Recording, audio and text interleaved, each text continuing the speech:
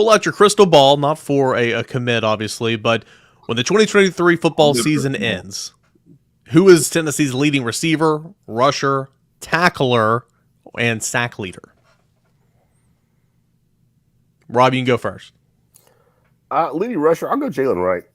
Leading rusher, receiver, man, I'll go McCoy, but I'm not sleeping on Thornton at all. Man, I think he could have a big year. Leading tackler would probably be Aaron Beasley. I mean, you can go down the list and I'd take Beaslly for sure. The sack leader's interesting, Austin, because you can go a number of different ways here. Yeah, you could. I think the receiver thing too is, I think in catches it'll be McCoy, in yardage it'll be whoever's in the slot, whether that's Thornton or Squirrel. You're right on Beasley, in my opinion, but don't sleep on Arion Carter. I think especially if he can assert himself early, I think he becomes leading tackler as a freshman. I'm just saying, don't sleep on him. I think it'll be Beasley, but I think Arion Carter's going to play more than people think. Sack guy.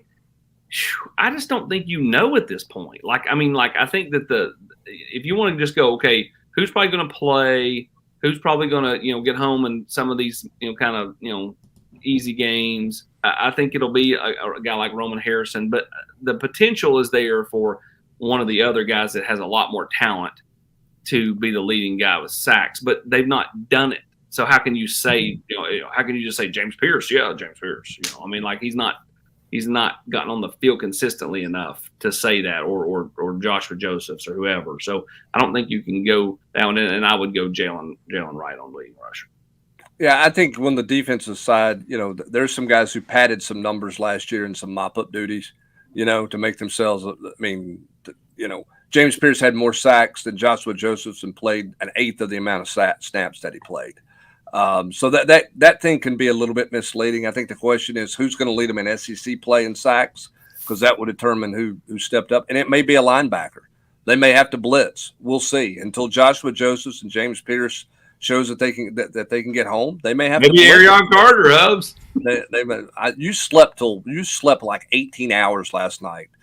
Arion Carter not going to be the leading tackler in his defense in his freshman year. Going to have a solid year. Will not be the leading tackler. He'll play a lot of snaps. I said I took Beasley. I said, but I'm not sleeping on it.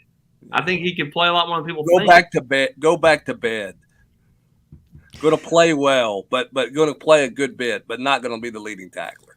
The thing about the sacks, I mean, like Roman Harrison, even with Byron Young here, he plays a ton of snaps, and he'll play a ton of snaps next year. In terms of getting sacks, I mean, he had 2.5 sacks against Vanderbilt. I mean, I know that's an SEC game. I get it, but talk about padding your stats. I mean, he just doesn't get back there and finish as much as you like. But, maybe there's a difference here in this year.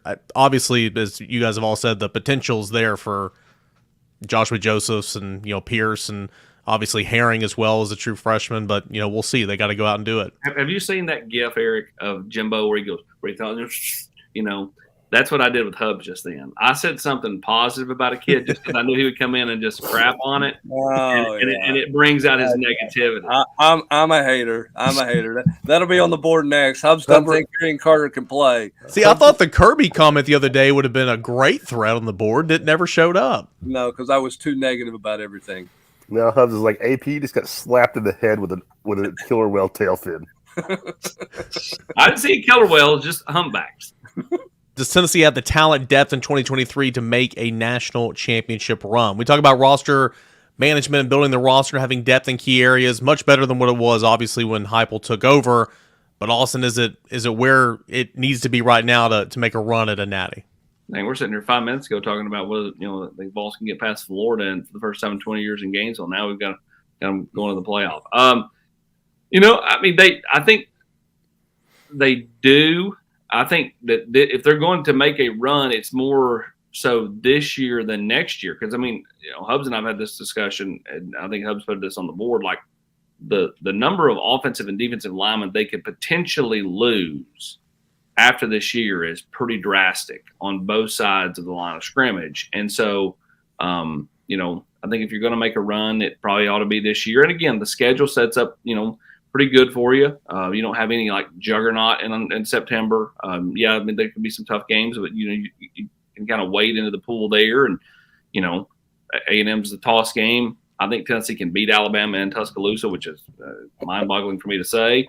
And then you get to November and see what happens with Georgia. And again, if you don't have a stumble game and you're sitting there at 1 or 2 losses, you're going to be in competition for the playoffs.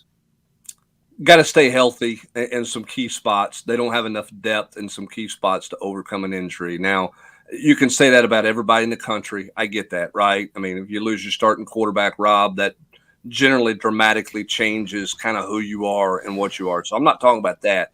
But right now, you look at where Tennessee's at on the offensive line.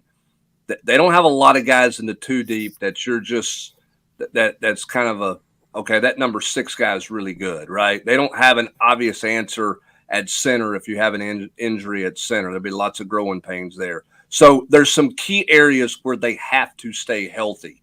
And again, I think you can make that case for everybody for most everybody around the country that they can't sustain significant injury in some key spots. I think Tennessee's still got probably more key spots where they can't sustain an injury than some other teams in the country. So to make a run, you better stay healthy.